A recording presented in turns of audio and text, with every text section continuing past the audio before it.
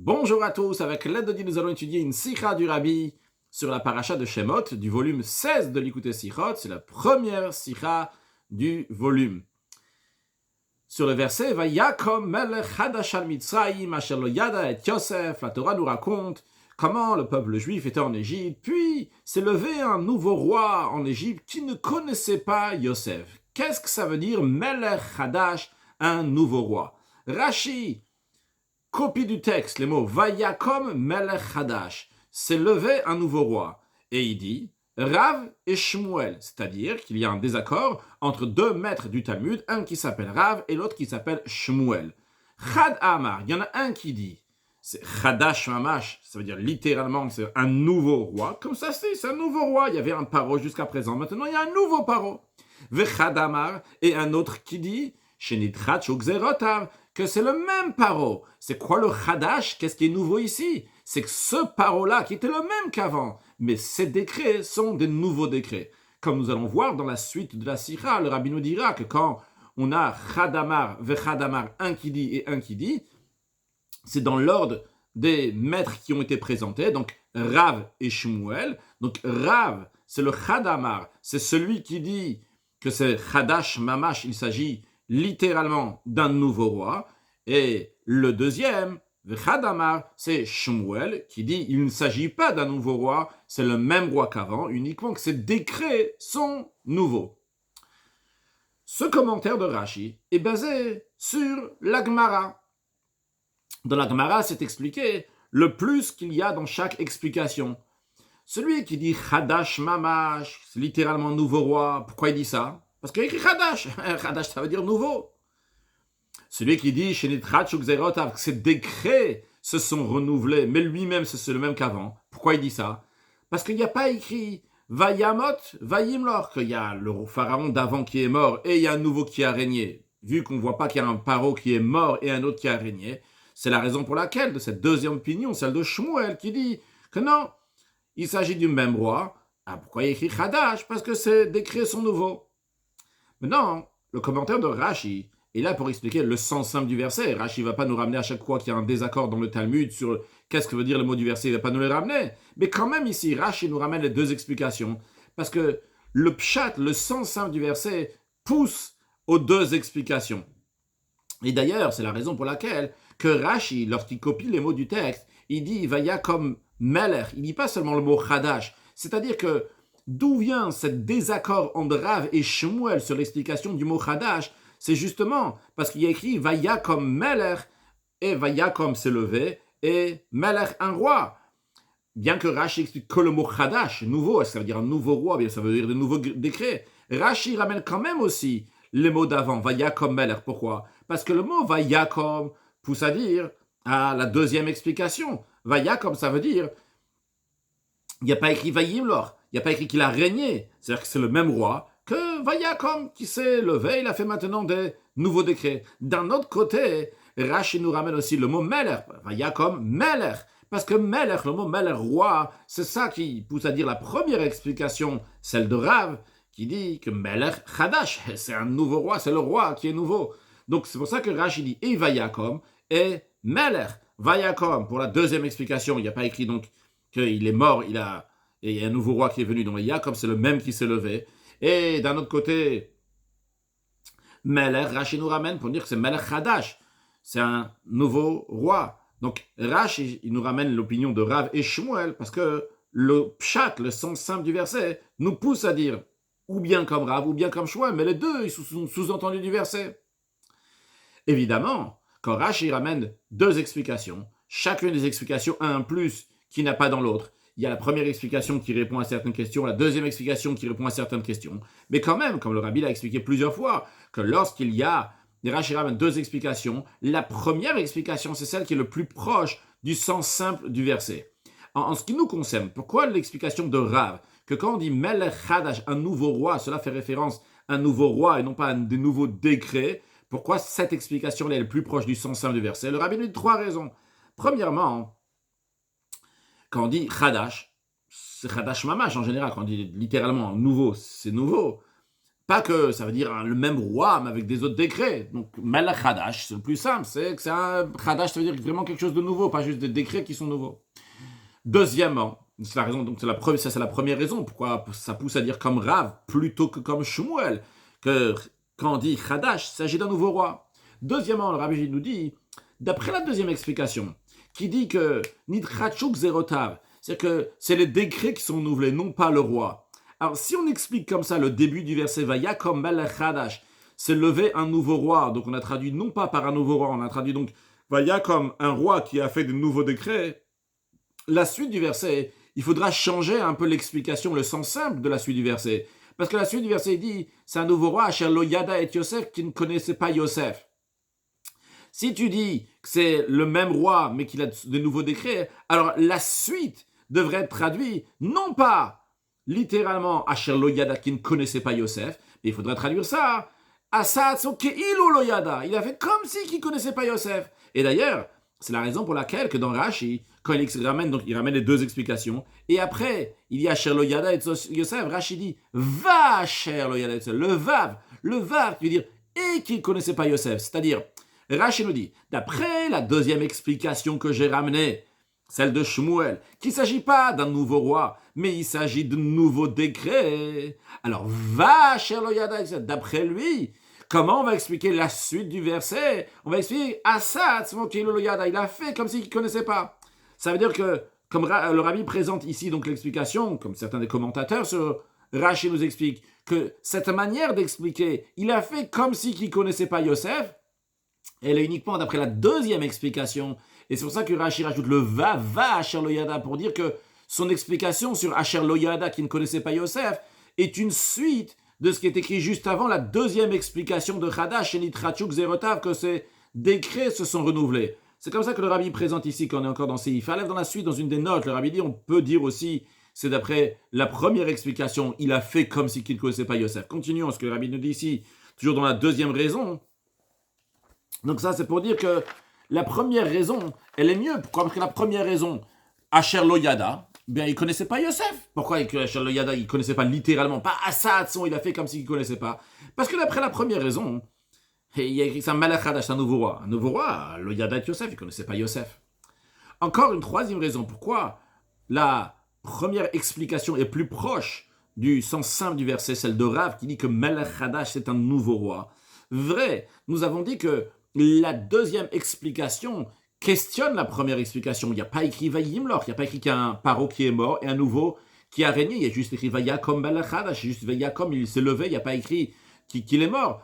Alors c'est pour ça que la deuxième explication amène une autre explication que Melech Hadash, littéralement que c'est un nouveau roi. Mais le Rabbi dit, c'est pas vraiment une si grande question, parce qu'on pourrait dire que la Torah n'a pas pour but de raconter l'histoire, la chronologie des rois égyptiens.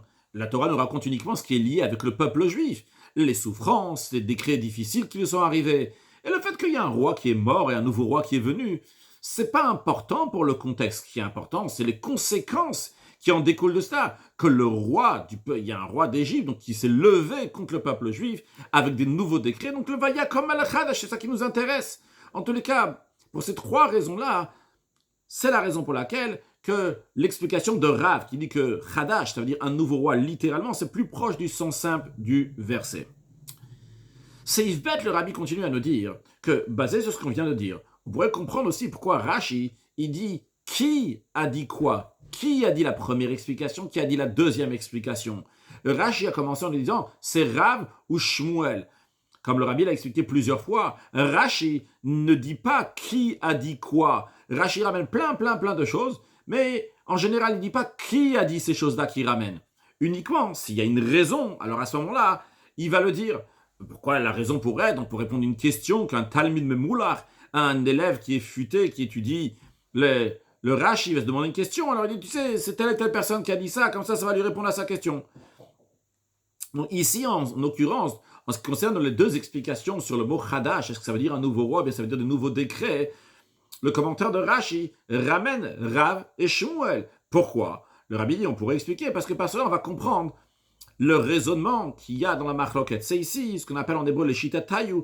Ils vont donc dans leur opinion, dans leur manière de voir les choses. Rav, il a une certaine manière de voir les choses, et Shmuel a une certaine manière de voir les choses. Et avant de nous expliquer la manière de Rav et la manière de Shmuel, le rabbi nous introduit tout d'abord que, mais pas tout, en général, quand il y a une machloket dans la Gemara, dans laquelle on dit donc les noms de telle personne et telle personne, comme par exemple, comme on a présenté au début, on a Rav et Shmuel, après on dit Chadamar et Chadamar, il y a un qui dit, il y a un qui dit. Eh bien, en général, la première explication qui est donnée, le Chadamar, un dit, c'est la première personne qui a été mentionnée, et quand on dit Vechadamar et un il dit, c'est la deuxième personne qui a été mentionnée. Donc, c'est-à-dire, en l'occurrence, en ce qui nous concerne, lorsqu'on dit Rav et Shmuel, ils sont en désaccord. Et après, on nous dit Chadamar, c'est un nouveau roi, Vechadamar et un il dit que c'est un des nouveaux décrets. Alors, il faut dire, vu qu'avant on a dit Rav et Shmuel, donc le Chadamar, le premier qui s'est présenté, c'est l'opinion de Rav, Vechadamar, et un qui a dit comme ci, comme ça, c'est le deuxième, donc c'est Shmuel. Maintenant, en ce qui nous concerne, dans plusieurs désaccords de la Gemara entre Rav et Shmuel, et particulièrement, donc c'est quand dans les désaccords dans lesquels il dit Chadamar, Chadamar, un il dit, c'est, on voit ici la shita, la manière de réfléchir de chacun d'eux, de Rav, et la manière que Shmuel va voir. Le premier, Rav, on peut remarquer, on remarquera, le rabbi va nous dire, Rav, donc lui, il considère essentiellement le mot, ou bien les mots. C'est-à-dire, ça veut traduire les mots eux-mêmes, comme ils sont dit. Même si après, dans le contexte, quand tu vas regarder ce qui est écrit après, dans la suite, avant, etc., tu vas voir que c'est pas très clair, cette traduction de mots, mais quand même, lui, il va insister sur le mot. En revanche, Shmuel, lui, il regarde donc le sujet en général, donc ce qui est dans, il regarde tous les versets, le contexte en général. Même si le mot ne va pas être traduit littéralement, le mot donc ne sera pas traduit vraiment comme il faut, pas comme il est d'habitude traduit. Mais si on regarde le contexte, eh bien, on va s'arranger avec le mot. C'est-à-dire, donc en deux mots, Rav, lui, ce qu'il regarde, c'est quoi? C'est les mots, la traduction des mots, même si le contexte n'est pas très clair d'après ça. En revanche, Shmuel, c'est l'inverse. Il regarde le contexte, même si le mot n'est pas très clair d'après ça.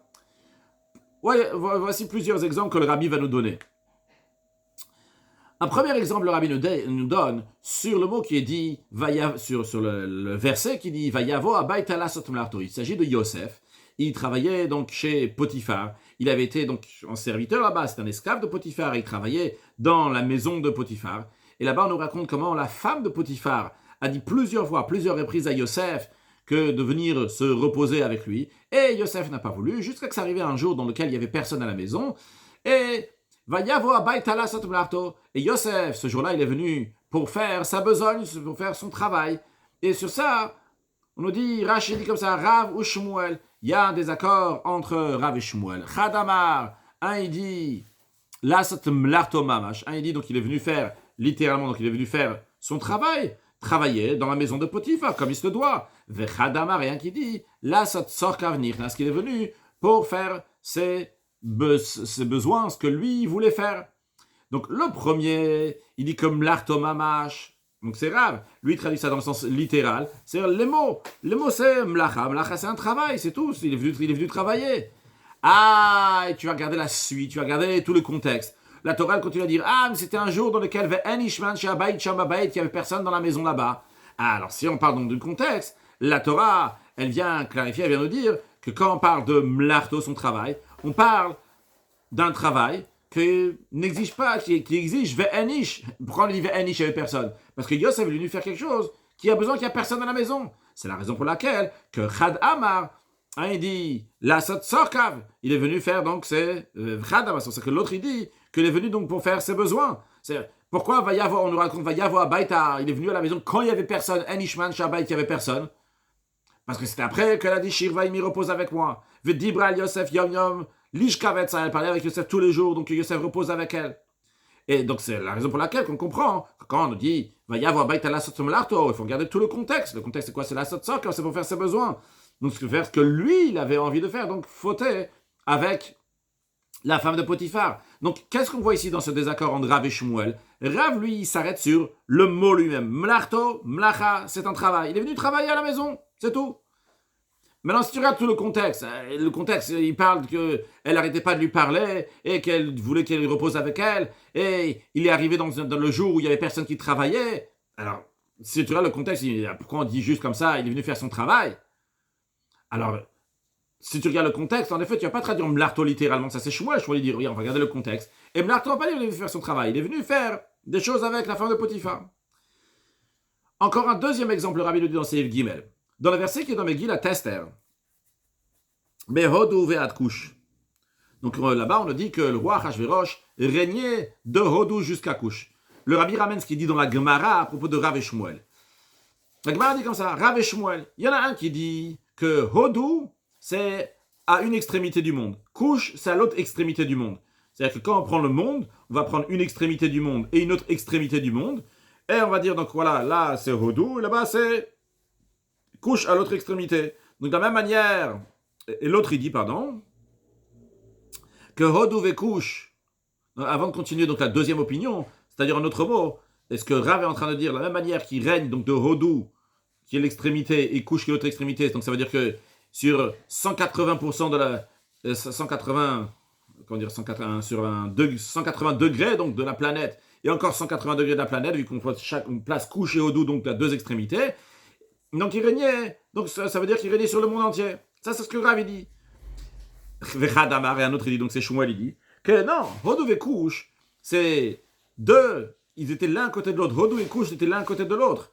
Et on vient le dire ici, de la même manière que Achashverosh, il régnait et il gérait tout ce qui se passait ici devant lui, de Hodou jusqu'à Kush, de la même manière, il régnait du bout du monde jusqu'à l'autre bout du monde. Et d'ailleurs, dans la suite de la Gemara, le Rabbi nous ramène, qui est écrit aussi, à propos de Shlomo HaMelech, qui gouvernait sur toute la rive du fleuve, depuis Tifsar jusqu'à Haza. Et là-bas aussi, donc il y a un désaccord entre Rav et Shmuel. En effet, ce désaccord-là, donc il est basé sur les mots qui sont dits Mehodou ve'ad kush, mitivsach ve'ad haza. Donc, il explique le mot ad littéralement, donc ça évidemment c'est Rav. Et donc il dit Mehodou ve'ad kush, de Hodou jusqu'à Kush, c'est-à-dire c'est l'extrémité du monde jusqu'à l'autre extrémité du monde. Ça c'est tu traduis le mot. Mais si tu regardes après le contexte, le verset en général, regarde le verset dans la suite, il y a écrit qui régnait sur 127 provinces. Quand tu dis les 127 provinces, ça englobe déjà le monde entier. 127 provinces, c'est le monde entier.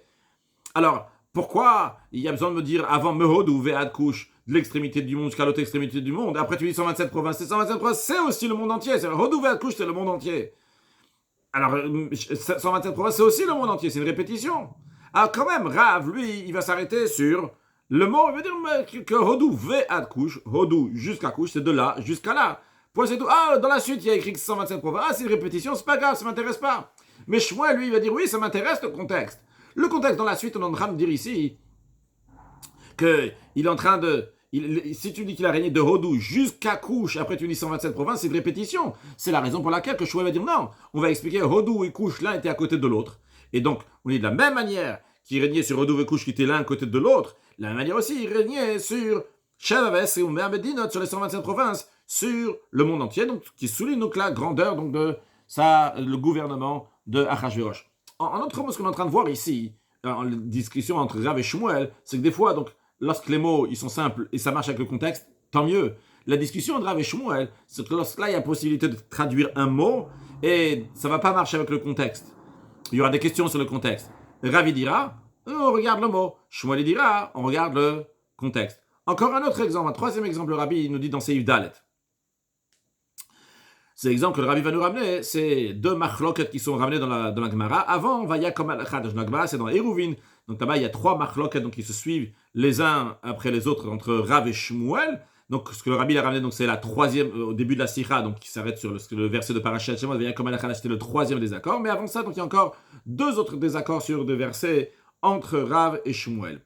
La Torah nous raconte Vayehi bime Amraphel. Donc c'est dans Parashat Lech Lecha, on dit, ce fut à l'époque de Amraphel, dans la suite il y a écrit, donc c'était le roi de Shinar. Et la Gemara elle dit qu'il y a un désaccord entre Rav et Shmuel. Il dit, c'est-à-dire Rav il dit que le vrai nom de cette personne qu'on appelle Amraphel ici, son vrai nom c'est Nimrod. Parce qu'en effet, ailleurs on retrouve que Kush il a enfanté Nimrod, et on dit que Nimrod c'était le roi de Shinar. Alors, la question ici entre Rav et Shmuel, c'est d'essayer quel est son vrai nom, et quel nom on lui a rajouté par rapport à ses actions, parce qu'il faisait ça et ça, on l'appelle comme ça. Alors d'après Rav, lui il dit, il s'appelle Nimrod, cette personne-là, ce Amraphel-là, son vrai nom, c'est quoi son vrai nom? C'est Nimrod. Et pourquoi ici, soudainement, dans la parashat Lech Lecha, on l'appelle Amraphel dans la parashat de Noach? Couche, il a enfanté Nimrod. Nimrod, là-bas, on dit que Nimrod, c'est le roi de Shinar. Alors, pourquoi ici, quand on arrive dans Parashat Lech Lecha, le roi de Shinar est appelé Amraphel? Alors, pourquoi il est appelé Amraphel? Parce que chez Amar, car il a prononcé l'ordre, c'est-à-dire que le fait d'avoir prononcé l'ordre, et il a précipité, il a fait tomber Abraham dans la fournaise.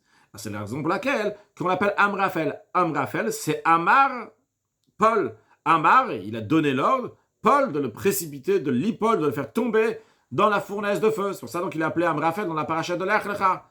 Mais c'est pas son vrai nom d'après Rav. Son vrai nom c'est quoi? C'est Nimrod. Amraphel, c'est, je sais pas si on est en français, un surnom, mais en tous les cas, donc c'est le nom qui lui a été rajouté.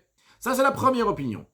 Vechadamar, la Gemara elle dit, il dit, donc le 1 qui dit Vechadamar, et un il dit, donc c'est Shmuel. Shmuel il dit que son vrai nom c'est Amraphel. Amraphel c'est son nom de base. Ah, et pourquoi il est aussi appelé Nimrod dans Parashat Noach? Dans Parashat Lech il appelé Amraphel. Tu me dis c'est son vrai nom, alors pourquoi dans Parashat Noach il appelé Nimrod? Parce que chez Himrid et Kol Olam Kulo Alav Malchuto, car il a mené le monde entier en rébellion contre Dieu pendant son règne, pendant qu'il régnait, mais Malchuto, lors de son règne, il a fait rebeller le monde entier contre Hachem. Donc son vrai nom, c'est Amraphel. Pourquoi avant il appelait Nimrod? Parce que Himrid, il a amené les gens en rébellion contre Hachem. Alors, on revoit ici encore l'idée de Rav et de Shmuel, que Rav s'appuie sur le mot, dans le sens simple des mots. Tu apprends dans la paracha de Noach, Vekush, Yalad et Nimrod, que Kush, il a enfanté Nimrod. Eh bien, Kush, il a enfanté Nimrod. Nimrod, c'est son nom, comme la majorité des noms de la Torah, qu'il n'y a pas besoin de chercher une raison pourquoi ils sont appelés comme ça, comme le Rabbi il ramène dans la note 29 le Even Ezra, qui dit, ne cherche pas donc des raisons pour les noms qu'il y a dans la Torah. Nimrod, c'est tout, c'est son nom. Donc, Rav, il te dit, Kush Yalad et Nimrod, c'est quoi le nom? Nimrod. Ah, et après, j'arrive en Parashat Lech Lecha, je vois que Vayibimi Amraphel, ce fut à l'époque de Amraphel. Et on sait qu'on parle ici de Nimrod, parce qu'on a dit dans Parashat Noach que Nimrod c'était le roi de Shinar. Et maintenant, dans le Parashat Lech Lecha, on dit que c'est Amraphel le roi de Shinar. Pourquoi la Torah l'appelle ici avec un autre nom? C'est Nimrod, pourquoi on l'appelle ici Amraphel? Ah, et j'arrive dans la Parashat Lech Lecha, je trouve un nouveau nom à Nimrod, il s'appelle maintenant Amraphel. On est obligé de dire qu'il y a une raison pourquoi on change de nom. Et on doit chercher donc dans ce nouveau nom qu'on lui donne, qu'est-ce qu'il a fait? Ah, et on trouve Amraphel. Pourquoi il appelait Amraphel? Chez Amar Veipil, parce que sous son ordre, Abraham a été précipité, a été jeté dans la fournaise. Donc ça, c'est si on traduit le mot, on regarde le sens simple des choses. Comme ça, Rav, il va dire. Mais lorsque on va regarder le contexte, ça va arriver Shmuel maintenant. Un instant. Vrai qu'il est couché à la dette Nimrod, que couche, il a enfanté Nimrod. Mais regarde les versets juste après. La Torah, elle parle du rébellion de Nimrod contre Hachem, contre Dieu. On nous dit, Gibor Ba'aretz. Il a commencé à être quelqu'un de fort sur terre. Il y a Gibor Tsaïd Lifne Hachem. Il était quelqu'un de fort qui chassait Lifne Hachem, devant Hachem. Alors là, on dit, regarde, le contexte, il pousse à nous dire que ici, on ne parle pas juste de Nimrod en tant que un nom ordinaire. Ici, il y a tout un contexte. On vient te donner ici la raison pourquoi on l'appelait Nimrod, qui n'est pas obligé donc d'être son nom même. Ici, il y a une raison pourquoi on lui donne un Nimrod, parce qu'il était Gibor Tsaïd pour faire rebeller les gens contre Hachem, lui-même était rebellé contre Hachem. Alors là, on voit comme Shmuel, il dit toute cette histoire-là qu'on nous raconte après, juste après avoir dit le mot Nimrod, on explique pourquoi, c'était qui cette personne-là. Ça vient expliquer pourquoi on l'appelle Nimrod, sous-entendu que ce n'est pas son vrai nom. La raison pourquoi on l'appelle Nimrod, c'est parce que ce que le verset dit dans la suite, Gibor Tsaïd Lifnei Hachem, c'est quelqu'un qui était contre Hachem. Alors, donc on sait que Nimrod, c'est pas son vrai prénom, si tu regardes le contexte d'après Shmuel. C'est la raison pour laquelle, quand tu arrives après dans Parashat Lech Lecha, tu vois, tiens, Vayibime Amraphel, que la Torah, elle raconte rien de spécial, elle dit juste Vayibime Amraphel Belershina. Et elle dit pas, donc, il est appelé Amraphel parce que si ou ça. Alors ça, c'est le vrai prénom d'après Shmuel. Donc encore une fois, je réexplique. Donc Shmuel, d'après Shmuel, il dit, vrai, il a écrit couché là d'être Nimrod, va pas chercher de raison. Mais la Torah, juste même, regarde la suite des versets. Et on est en train de donner des explications. Alors, regarde tout le contenu, tout le contexte. On dit, tiens, Nimrod, il est appelé pour une certaine raison. Donc sûrement, c'est pas son vrai prénom. Donc son vrai prénom, c'est quoi? C'est celui qu'on dit Bipshi, tout simplement, dans la Parashat Lech Lecha. Vayibime Amraphel. Voyons encore un quatrième désaccord entre Rav et Shmuel dans la Gemara, que le Rabbi nous ramène dans Seif. On nous parle dans Parashat Chaye Sarah, comment Sarah elle est morte et comment Abraham veut enterrer Sarah. Et il voulait acheter donc des Bnei Chet, des gens de Chet, il a voulu acheter Me'arat Amarpela, la double caverne, Me'arat Amarpela, caverne qui est double. Sur ce mot-là, sur Me'arat Amarpela, donc toujours dans la Gemara Eruvin, on dit qu'il y a un désaccord entre Rav et Shmuel. Un, il dit, c'est Shne Batim Zelif Nimizeh. Un, il dit, c'est deux pièces, deux salles, l'une derrière l'autre. D'ailleurs, dans la Gemara, sur le commentaire de Rashi, là-bas, il y a une image. Donc, c'est simple. Simplement, imagine-toi, tu rentres quelque part, il y a une pièce, et après, tu peux passer de là à une autre pièce.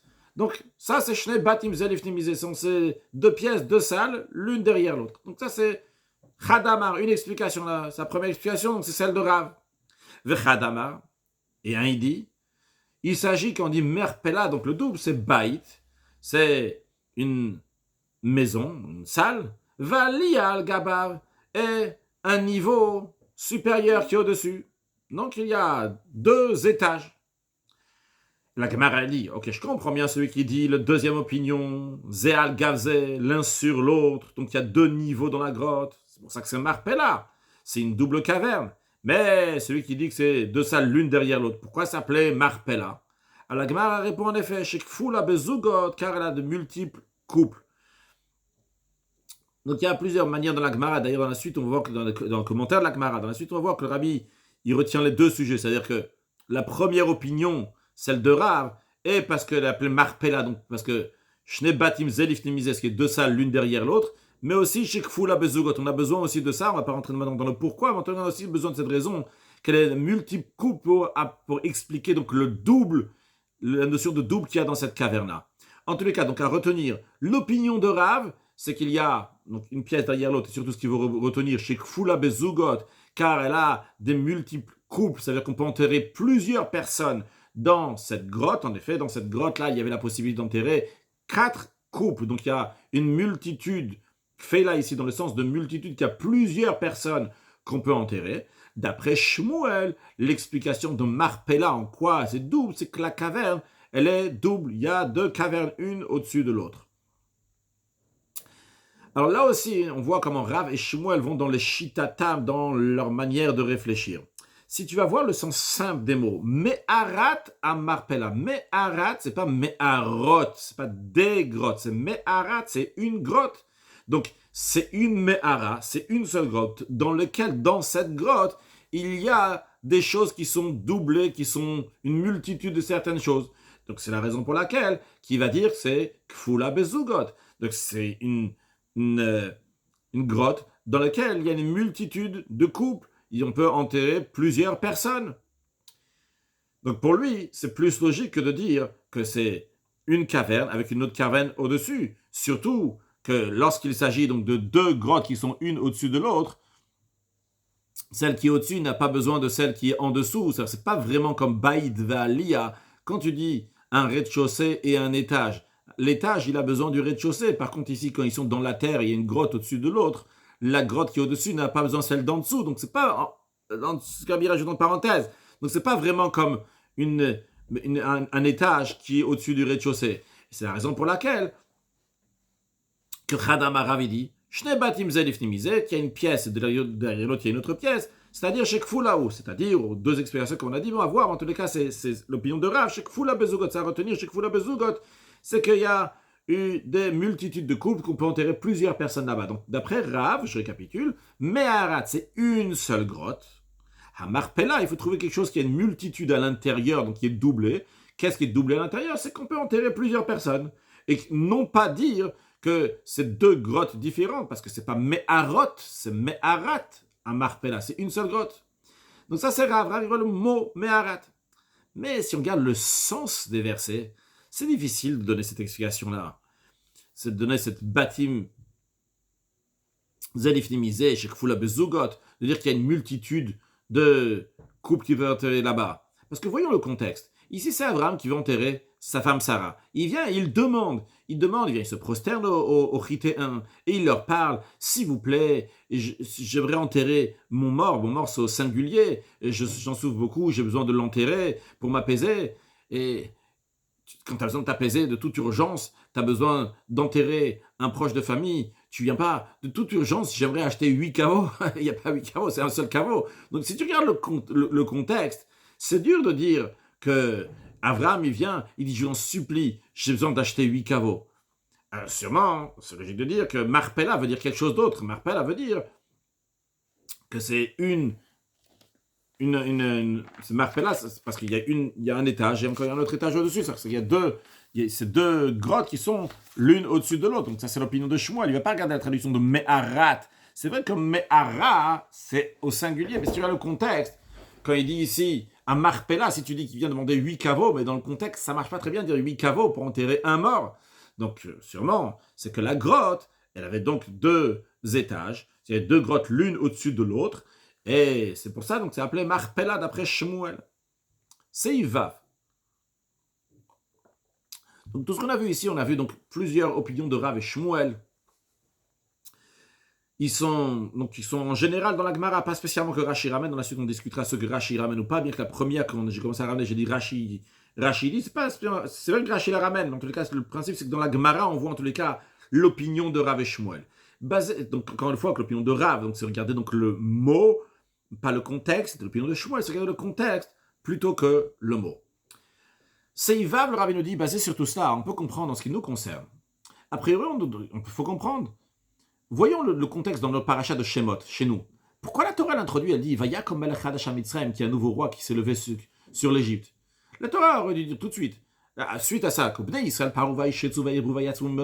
peuple juif s'est fructifié, s'est multiplié, etc. Suite à cela, Vayom Melech Mitzrayim, le roi d'Égypte, il a vu tout ça, il a dit à son peuple le peuple juif, énormément plus que nous, allons, usons de sagesse envers le peuple juif. Mais pourquoi la Torah a besoin de dire Vaya comme Melech Hadash, qu'il y a eu un nouveau roi? Qu'est-ce que ça change qui est Vaya comme Melech Hadash, qui est ce nouveau roi? À quoi il nous sert ces mots-là, Vaya comme Melech Hadash? Il y a plein de juifs. Le roi, il a dit à son peuple, écoutez, on est en danger là, il faut trouver une solution. Pourquoi ils vont dire Vaya comme Melech Hadash? Quelle est l'explication?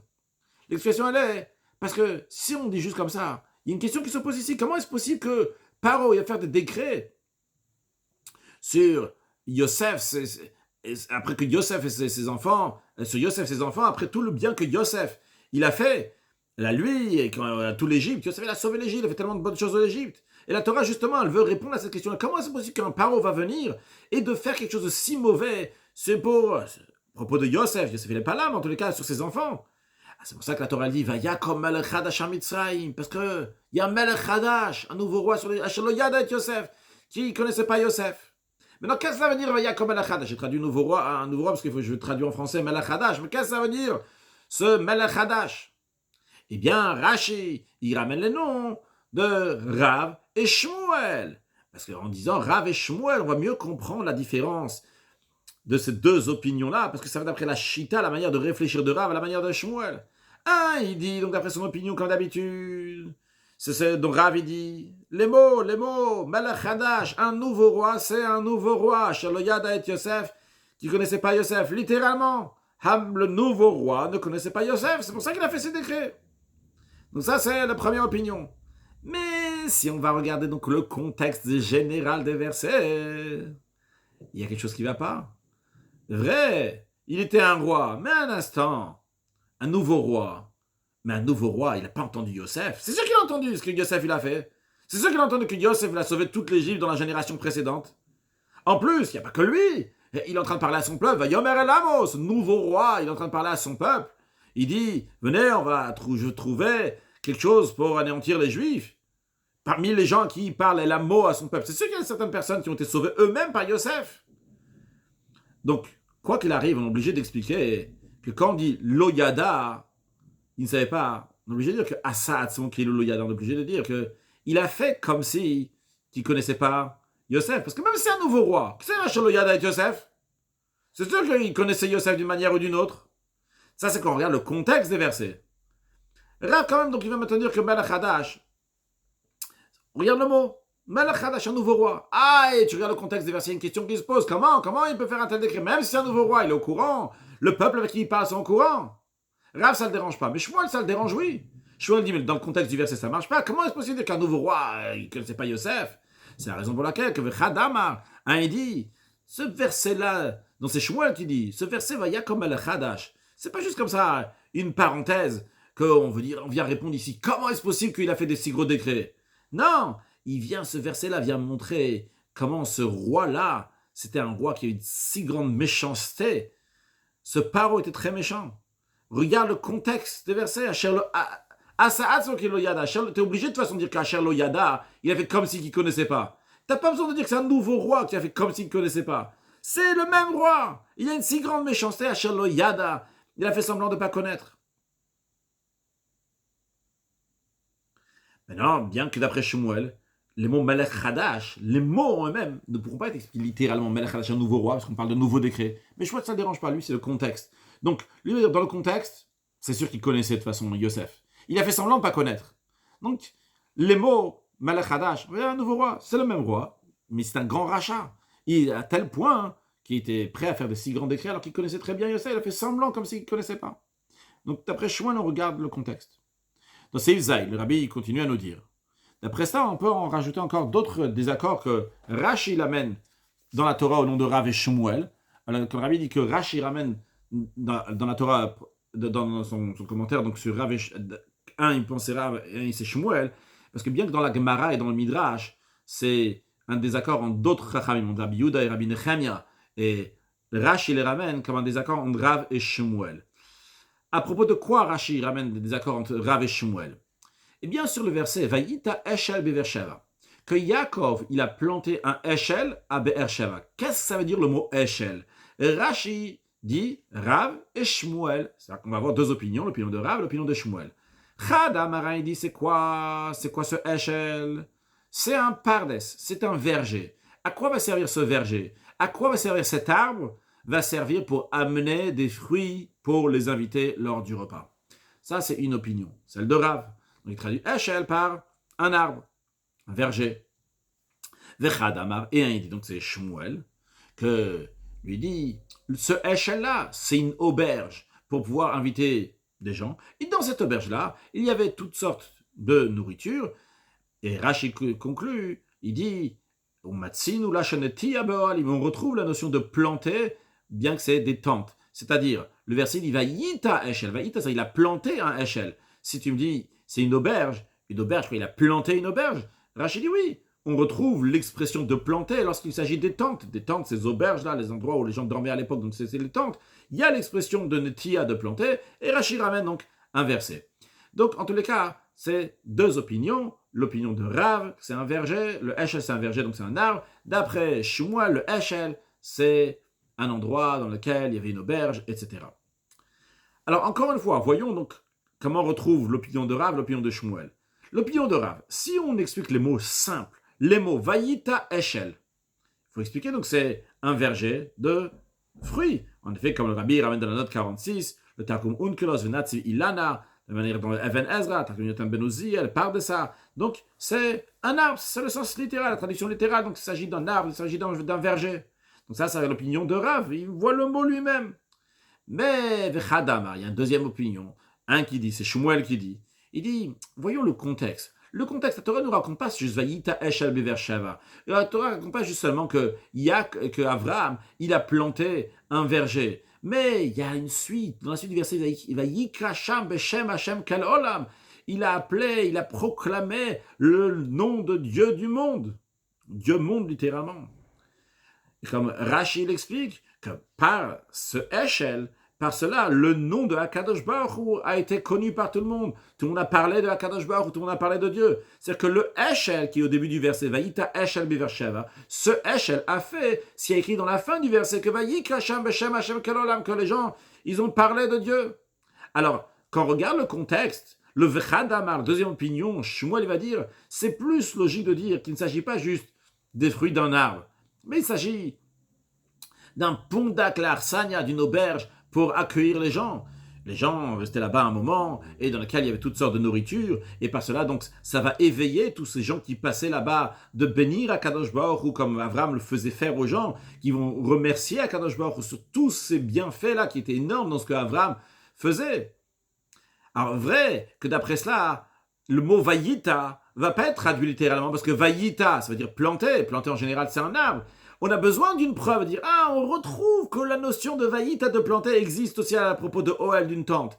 Mais c'est pas littéralement, mais ça ne nous dérange pas que ce soit pas littéralement. Le contexte, au moins, il va mieux marcher. Ça, c'est Shmuel. Je dis, c'est vrai que vaïta, Eshel, vaïta, c'est planté. Et moi, je dis Eshel, que c'est plutôt une auberge. Alors, on va expliquer que vaïta, on retrouve la notion de planter, même qu'il s'agit d'une tente. C'est vrai que c'est pas littéral, mais le contexte marche mieux comme ça. Donc ça, c'est l'opinion de Shmuel.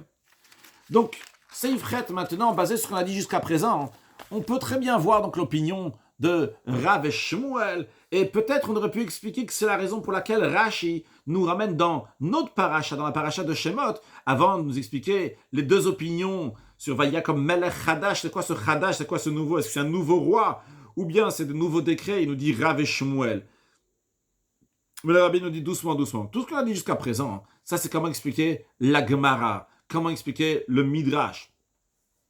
Comment le Midrash et le Talmud vont expliquer les opinions de Rav ou Shmuel. Mais quand il s'agit du commentaire de Rashi sur la Torah, le Rabbi nous dit, c'est difficile de dire que ça c'est la raison pourquoi Rashi, il ramène Rav et Shmuel pour expliquer, pour qu'on comprenne mieux, on va dire, Rav il maintient le mot et Shmuel il retient le contexte. Parce que si c'est comme ça, que Rashi nous ramène Rav et Shmuel pour nous dire l'opinion de Rav en général et Shmuel pour que ce soit plus facile pour nous, pour se dire, tiens, ça va d'après le mot, ça va d'après le contexte. Dans ce cas-là, à chaque fois que Rashi ramènerait l'opinion de Rav, l'opinion de Shmuel, il devrait dire que c'est Rav et c'est Shmuel. Et pourtant, on retrouve que uniquement dans certains endroits, Rashi ramène Rav ou Shmuel, Chadamar et Chadamar, un et dit. Par exemple, dans le verset Vayavo Abaytala Sotmelarto, qu'on a mentionné tout à l'heure, Yosef est venu à la maison pour faire sa besogne. Et dans d'autres parachas aussi, dans le parachat de Shemot, sur Vayakom Melech Hadash, il ramène ses Rav ou Shmuel. Mais dans tous les autres endroits que Rashi ramène l'opinion de Rav et Shmuel, ou de Rav ou de Shmuel, Rashi ne ramène pas que c'est l'opinion de Rav et Shmuel, l'opinion de Rav ou l'opinion de Shmuel.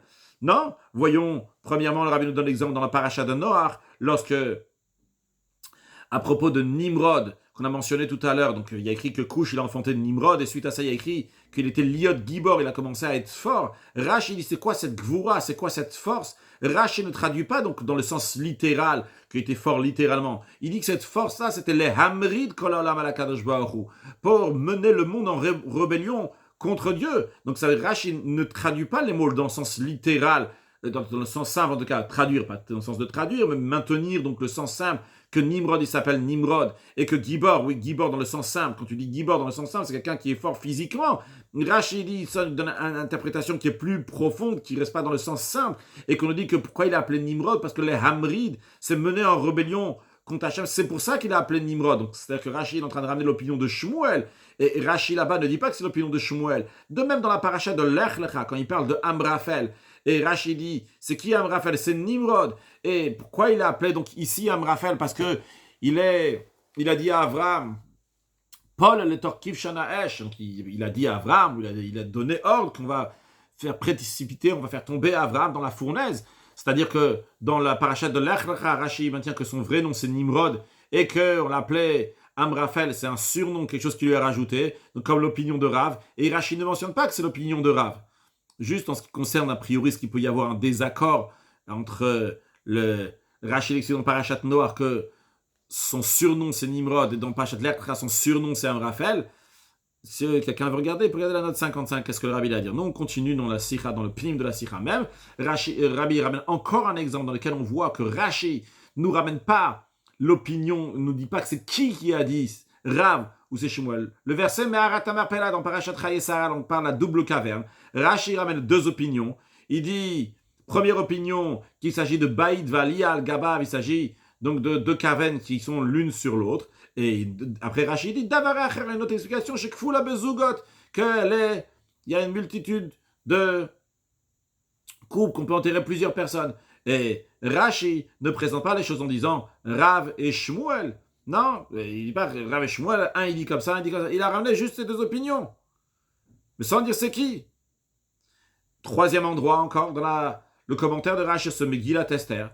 Il explique donc, Rashi explique le sens simple du verset.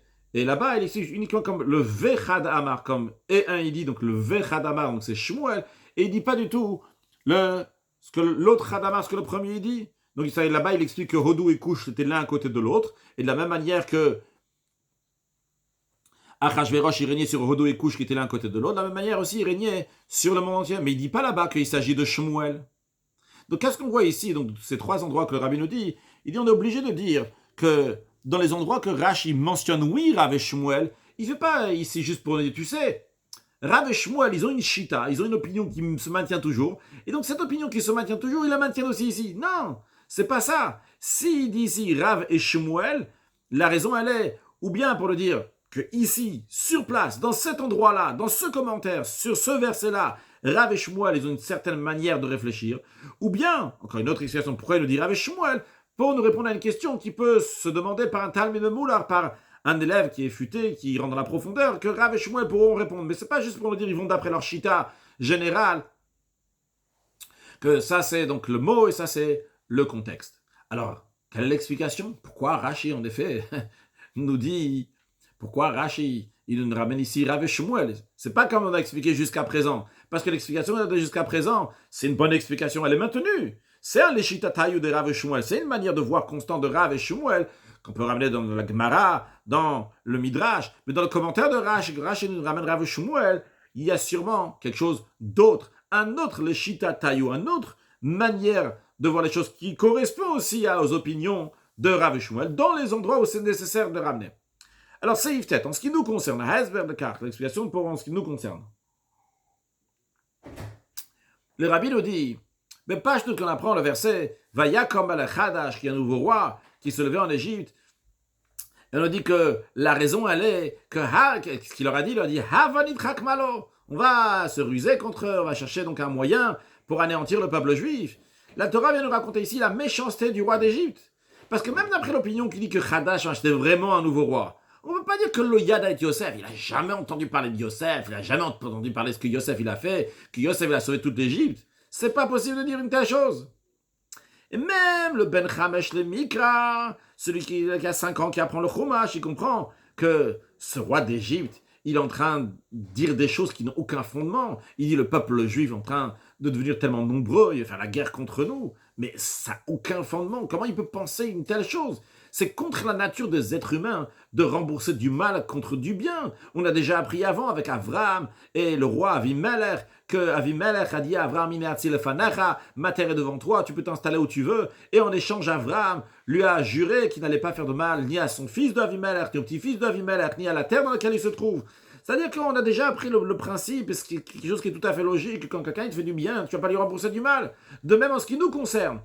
Les Bnei Israël, ils ne vont pas rembourser du mal. Les Bnei Israël, le peuple juif, savait donc comment Paro, le roi d'Égypte, s'est occupé de Yosef, ce qu'il a fait au Bnei Israël. Il a sorti le Yosef de prison, il a nommé vice-roi, et il a dit, sans toi, à part toi, le Yarimishetiad deviendra la personne qui va bouger sa main, son pied, tu vas tout gérer ce qui se passe. Et il a donné la permission au peuple juif de s'installer dans les meilleures parties de la terre, dans la région de Goshen. On comprend donc que le roi d'Égypte et son peuple, ils ont compris que le peuple juif ne fera jamais de mal, ne va pas rembourser du mal à la place du bien qu'ils ont eu, même si c'est une autre génération du peuple juif. Donc, évidemment, lorsque ce roi-là, il vient, il dit « Ah, c'est les juifs, ils risquent d'être nombreux, ils vont faire une guerre. » C'est un mentiroute, c'est une réponse pour faire du mal. Lui, c'est un rachat, lui, c'est quelqu'un de mauvais, il veut faire du mal. Et il trouve une raison pourquoi il va faire du mal. Donc, c'est clair et net, ça, tout le monde est d'accord sur ce principe-là, que ce roi d'Égypte, c'est un rachat. C'est quelqu'un de méchant. Et il cherche une réponse pour faire du mal au peuple juif. La question qui se pose, c'est-à-dire le point sur lequel on peut discuter, en quoi s'exprimer l'essentiel de sa méchanceté de ce paro? Est-ce que ça s'exprime dans ce qu'on appelle Ben Adam la Makom, ou bien ça s'exprime dans les choses qu'on appelle Ben Adam la Chavero? Ben Adam la Makom, c'est des choses qui sont entre l'homme et Dieu. Donc, est-ce que c'est entre lui et Dieu, c'est un grand rachat, ou bien c'est entre lui et les êtres humains, son comportement avec les autres êtres humains, en l'occurrence entre les juifs, c'est dans ça Ben Adam la Chavero qu'il est plus rachat, qu'il est plus mécréant. Et justement, c'est ça que Rashi veut nous dire quand il ramène Rav et Shmuel. Parce que Rav et Shmuel, chacun d'eux va exprimer une manière. Donc Ben Adam la Makom, Ben Adam la Chaveo, est-ce qu'il s'agit donc entre l'homme et Dieu ou bien l'homme et les autres êtres humains? Pourquoi? Comment ça? Dans Seif Yud, le Rabbi nous dit, il nous ramène ce qui est dit dans la Gemara, que lorsqu'il y a des discussions entre Rav et Shmuel, comme qui on va trancher la loi? La Gemara nous dit, ça dépend dans quel contexte. S'il s'agit dans le contexte de Issouré. Issouré, c'est des choses qui sont assour, les choses qui sont interdites. Quand on dit les choses qui sont interdites, c'est-à-dire les choses que Dieu, il a interdit. Par exemple, le kasher. Le kasher, c'est des choses donc, qui sont interdites parce que c'est à Kadosh Baruch Hu. Pourquoi je ne vais pas manger du lait, de la viande? Parce que Dieu, il a dit. De même, la tara, la pureté, toute la notion de pureté et d'impureté. Pourquoi cette chose-là, elle est impure? Parce qu'à Kadosh Baruch Hu, il a dit que c'est impur. C'est pas des choses qui sont... Donc ça, c'est moi qui juste donne des exemples, que ça veut dire issouré. Donc issouré, c'est des choses qui sont interdites. Et en ce qui concerne, donc, il y a des contextes donc, de assour, de choses interdites. Quand il s'agit des choses qui sont interdites, eh bien, qui est-ce qui va trancher la loi? D'après qui on va voir ça? On va voir qu'est-ce que Rav il a à dire. Et l'opinion de Rav, c'est elle qui sera tranchante, c'est elle qui va nous convier, qui va nous amener à la loi. Donc on va suivre Rav. En revanche, lorsqu'il s'agit du contexte de Mammona, lorsqu'il s'agit du contexte donc, des lois d'argent. Loi d'argent, donc c'est les litiges qu'il peut y avoir entre une personne et une autre personne pour l'argent, quelqu'un qui a prêté de l'argent, quelqu'un qui a témoigné pour ci, ça, toutes ces choses-là, ça c'est mamona, c'est de l'argent. Témoignage, ça dépend qu'est-ce qui témoigne. Dans tous les cas, donc mamona, c'est de l'argent. L'argent qui on tranche, ces notions-là, c'est comme Shmuel qu'on va trancher. Donc si Rav et Shmuel sont en désaccord, on va trancher comme Shmuel. Quelle est la raison? Quelle est la logique? Où est la logique ici? Pourquoi comme Rav dans les interdits et comme Shmuel dans les litiges d'argent? Eh bien, les Rishonim, le Roche, d'autres expliquent que la raison, elle est parce que Rav, il avait l'habitude dans les Issourim. C'est-à-dire, Rav aussi, il tranchait la loi dans des notions d'argent. Ça lui arrivait, des gens venaient à son tribunal et demandaient des questions sur ça, et Rav aussi donc répondait sur ça. Mais son domaine essentiel dans lequel il avait l'habitude et dans lequel donc il était le plus expert, c'est dans les Issourim, c'est dans les interdits. En revanche, Shmuel, lui aussi, évidemment, à son tribunal, à lui, on lui demandait des questions sur les Issourim, sur les choses interdites. Mais lui, il avait plus d'habitude, donc il était plus expérimenté dans les lois de Mammon d'argent. Donc c'est la raison pour laquelle on s'appuie sur lui, sur ce qu'il dit. Parce que chacun il est plus médag, chacun il est plus méticuleux, il s'y connaît bien plus dans son domaine. C'est la raison pour laquelle qu'on va trancher comme lui dans le domaine dans lequel il est le plus expert. Maintenant, voyons le fond de la différence entre Issour et Mammona. La différence entre les choses qui sont interdites et les notions monétaires d'argent. C'est quoi le fond? Le fond, c'est est-ce que c'est une histoire avec Dieu ou bien avec les êtres humains?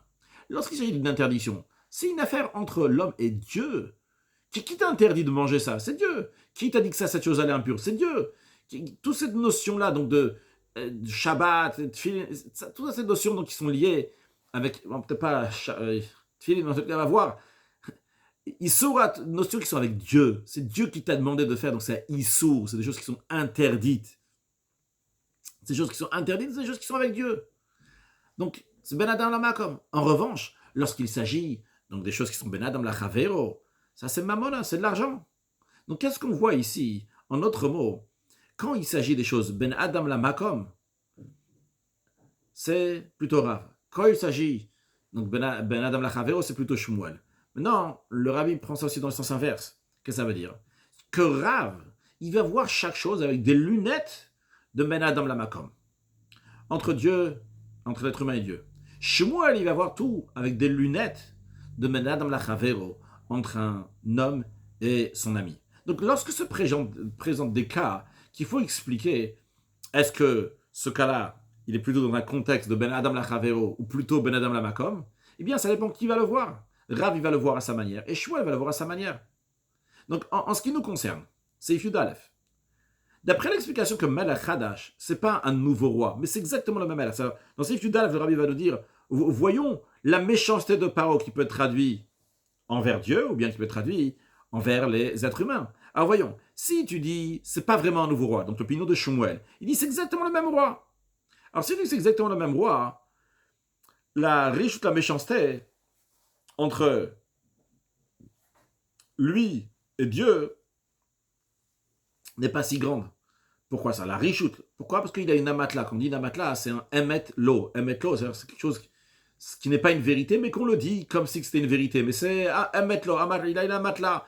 Il a une réponse envers Dieu. Il dit, écoute, Hachem, tu sais, moi j'étais le roi ici, Yaakov il est venu, il m'a donné un grand honneur lorsqu'il est rentré me voir, lorsqu'il est sorti, et donc il a reçu sur lui mon gouvernement et le peuple juif donc qui était là, qui est venu, donc ont reçu sûrement mon gouvernement. Donc, d'après lui, c'est pas juste, mais d'après lui, il a une justification pour dire je gouverne le peuple juif, je peux faire ce que je veux avec le peuple juif.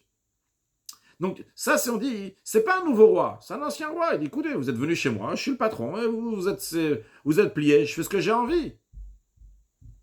Donc il dit à Hachem, écoute Hachem, j'ai une réponse. Mais en ben Adam lachavero, vois les êtres humains qui sont autour de toi, et particulièrement pour le peuple juif, particulièrement par rapport à Yosef. Qu'est-ce que tu me racontes? Toi, Paro, tu veux faire maintenant des décrets? C'est le même roi, t'as connu toi Yosef. Yosef, il t'avait tellement de bien, il a sauvé ton pays. T'as pas honte de venir maintenant et de faire des choses contre les enfants de Yosef, contre l'esprit de Yosef. Et c'est une méchanceté qui est Ben Adam lachavero. Donc, Shmuel, il va te dire, quand j'ai la possibilité d'expliquer maintenant la richoute, ce roi-là, c'est sûr et certain que c'était un rachat mécréant. Mais dans quoi s'exprime le ikar, l'essentiel de sa méchanceté? Shmuel, il va te dire, à sa manière, avec ses lunettes, lui, il voit la gravité dans Ben Adam lachavero. Lui, il est dans un domaine entre un homme et son ami. Il dit, avec Dieu, il pourra s'arranger, raconter à Dieu, dire à Dieu, écoute, je suis le gouverneur, je fais ce que je veux avec eux. Mais qu'est-ce qu'il va raconter aux Juifs? Qu'est-ce qu'il va raconter à Yosef? C'est une méchanceté. Des gens, ils t'ont fait du bien. Yosef, il a sauvé ton pays. Et ce que tu fais à ses enfants, tu fais cette méchanceté-là, ça se fait pas. Ça, c'est d'après Shmuel. D'après Rav, il traduit Melech Hadash. Hadash, c'était vraiment un nouveau roi. Quand il y a un nouveau roi, donc Yaakov, il n'a pas honoré ce nouveau roi. Lui, il était au courant de Yaakov. Mais Yaakov n'est pas venu se présenter chez ce roi-là. Le peuple juif, lorsqu'ils sont venus en Égypte, ils n'ont pas pris son gouvernement à lui. Ils ne sont pas venus se plier sous ce paro-là, vu qu'il s'agit d'un nouveau paro maintenant. Il est devenu roi lorsque le peuple juif était déjà en Égypte. Ce n'est pas les juifs qui sont venus sous son gouvernement, donc ils n'ont pas reçu son règne. Alors, il n'a pas une amatla, il n'a pas de quoi dire à Kadosh Baruch ou pour justifier ses décrets. Pour qui tu te prends, qu'est-ce que tu es en train de faire? Mais en ce qui concerne les juifs, ça riche, donc envers Dieu, c'est grave ce qu'il fait. Ça, il n'a pas de réponse. Mais en ce qui concerne les Juifs, sa méchanceté peut être justifiée, dire que c'est pas si grande que ça. Moi, je suis un nouveau roi. Écoutez, moi, je n'ai pas connu Yosef. Je sais pas je sais pas. Yosef, en tout cas, il m'a pas fait quelque chose à moi personnellement. Mais non, moi, je fais ce que je veux avec vous. Donc, sa méchanceté est plus, sa richoute est plus grande envers Dieu. Comme ça, Rav voit les choses. Donc, Rav, il explique à sa manière que c'est Ben Adam Lama. C'est pour ça qu'il dit que Chadash Mamash, il s'agit en effet d'un nouveau roi. Et ce nouveau roi, donc, vers qui il faut de plus en faisant ça. Donc, c'est envers Akadosh Baruch Hu. Par contre, Shmuel, que lui, essentiellement, donc, c'est les lois monétaires. Alors, lui, il dit Ben Adam Lachaver entre un homme et son ami. Ça explique donc pourquoi que c'était le même roi. Seulement, c'est le nouveau décret qu'on vient d'expliquer. C'est if you'd bet. Dans cet esprit-là, le rabbi l'explique aussi, toujours dans le commentaire de Rashi, lorsque Rashi ramène donc Rav et Shmuel aussi, à propos de Yosef, dans la paracha de Vayeshev, lorsqu'on dit que il est venu faire Mlarto son travail, il dit que Rashi dit qu'il y a Rav ou Shmuel, l'opinion de Rav et de Shmuel. Est-ce que, d'après Rav, c'est Mlarto Mavash, donc vraiment littéralement donc son travail, ou bien que, comme Shmuel dit, c'est Tzorkav, donc faire une avera, un péché avec la femme de Potiphar. Alors, dans la paracha de Vayeshev, l'idée, c'est quoi? La Torah veut nous raconter exactement le contraire de Parashat Shemot. C'est-à-dire, dans Parashat Shemot, on veut nous dire comment la richoute, la méchanceté du pharaon. Et la discussion de Rav et Shmuel, c'est comment cette méchanceté est plus forte. Donc, Ben Adam Lama comme Ben Adam Lachavero. Lorsqu'on est dans Parashat Vayeshev, c'est au contraire, c'est pas une richoute. On ne peut pas dire la méchanceté de Yosef. Au contraire, on va dire la tzidkat de Yosef. Comme Yosef, c'était quelqu'un de pieux, de juste. Dans le verset, donc on va regarder tout le contexte qu'il y a là-bas. Il y a écrit que Potiphar l'a nommé responsable de sa maison et tout ce qu'il avait, il a donné entre les mains de Yosef. Et il a abandonné tout entre les mains de Yosef, dans le sens que Yosef gérait tout, Potiphar ne se mêlait pas de ce qui se passait. Puis à la suite de ça, la femme de Potiphar a levé ses yeux littéralement donc, vers Yosef et il a voulu fauter avec lui. Et lui, il a vaillé-man, il n'a pas voulu. Et Vaya, il a dit, etc. Il a dit que je ne peux pas faire ça, je peux faire ces choses qui sont mauvaises. Et elle lui parlait yom, yom, tous les jours. Le Shama, là, il n'écoutait pas. Et après, dans la suite, on nous raconte comment Yosef, il sauvé de la femme de Potiphar. Donc, on voit ici la tzidkout de Yosef. Yosef est quelqu'un de pieux, extraordinaire. Et là est le désaccord entre Rav et Shmuel.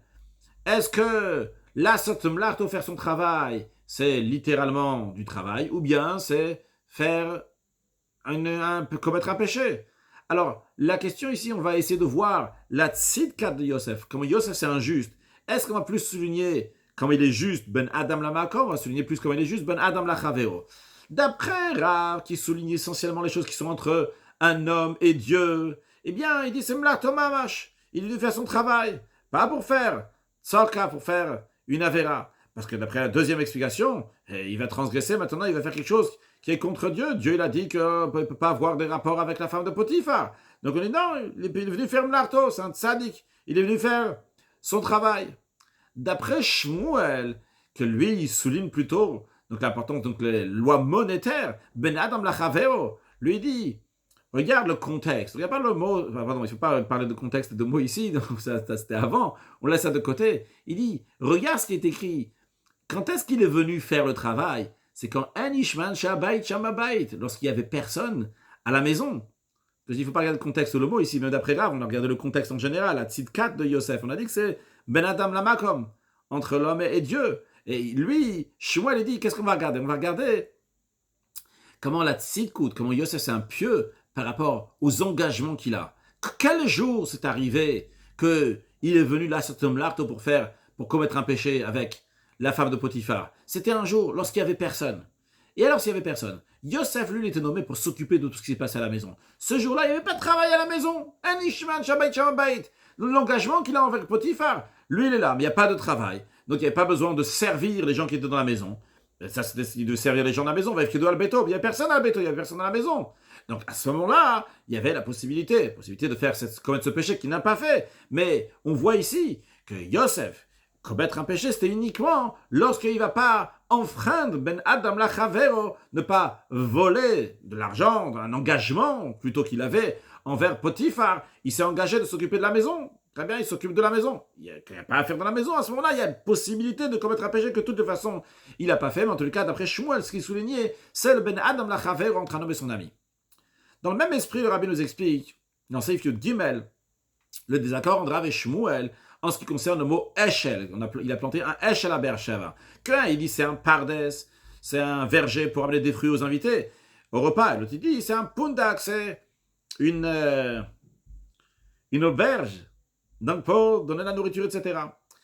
Voyons, si on va parler de Ben Adam la Chavero entre un homme et son ami, c'est quoi qui est mieux? Un verger où il y a des fruits ou bien une auberge dans laquelle il y a plein de choses à manger? Évidemment, c'est une auberge dans laquelle il y a plein de choses à manger, c'est beaucoup mieux que un pardes de fruits. Donc c'est Shmuel, donc lui ce qu'il souligne, c'est le profit de Chavero, comment son ami Ben Adam la Chavero, qu'est-ce que les gens vont profiter plus? Ça, ce qu'il est en train de souligner, c'est pas juste un verger, c'est toute une auberge. En revanche, d'après, quand on dit Vaïta, etc., dans la suite, on dit que c'était pour amener les gens à Kadosh Baruch, etc. Il y a aussi donc ce point-là qui est Ben Adam Lamakom, qui est entre un être humain et Dieu. Alors, ici, on voit que Avram lui-même s'est engagé. C'est-à-dire que contrairement à ce qu'il y avait dans l'Arsania, dans le Pundak, dans l'auberge, il y a plein de choses qui sont là-bas, mais c'est pas Avram lui-même, personnellement, qui s'est fatigué du début jusqu'à la fin. Avram, il est parti acheter des choses, etc. Donc ici, on voit comment il s'occupe des gens. Mais quand on dit qu'Avram, il a planté un arbre pour nourrir les invités, l'opinion de Rav, là, on voit qu'Avram lui-même s'occupe de quelque chose du début jusqu'à la fin, non pas pour souligner qu'est-ce que les autres vont profiter, mais ce qui est souligné ici, qu'est-ce qu'Avram va faire pour servir à Kadosh Baruch ou à travers ci ou à travers ça, etc. C'est Avram lui-même qui a planté cet arbre, qui s'occupe de ses fruits, etc. C'est une sorte de sacrifice qu'il fait envers Kadosh Baruch Hu. Comme le Rabbi dit, à plus forte raison que lorsque Caïn, il a amené Mipri à Adama, il a amené donc des fruits seulement de la terre, qui c'est considéré un sacrifice aussi envers Akadosh Baruch. Et là-bas, c'était seulement Mipri Adama, des fruits de la terre. À plus forte raison, lorsque c'est tout un arbre qui fait ça à l'intention d'Akadosh Baruch, c'est sûr et certain. Donc il y a ici un grand Ben Adam Lama comme entre l'homme et Akadosh Baruch. Et c'est ça que Rav vient souligner. Ben Adam Lama comme il s'agit d'un verger ici. Si on regarde ici le côté de Avram, qu'est-ce qu'il fait pour le service d'Akadosh Baruch? Non pas qu'est-ce que les invités vont profiter. Shmuel en revanche, je lui dis, qu'est-ce qu'ils vont profiter?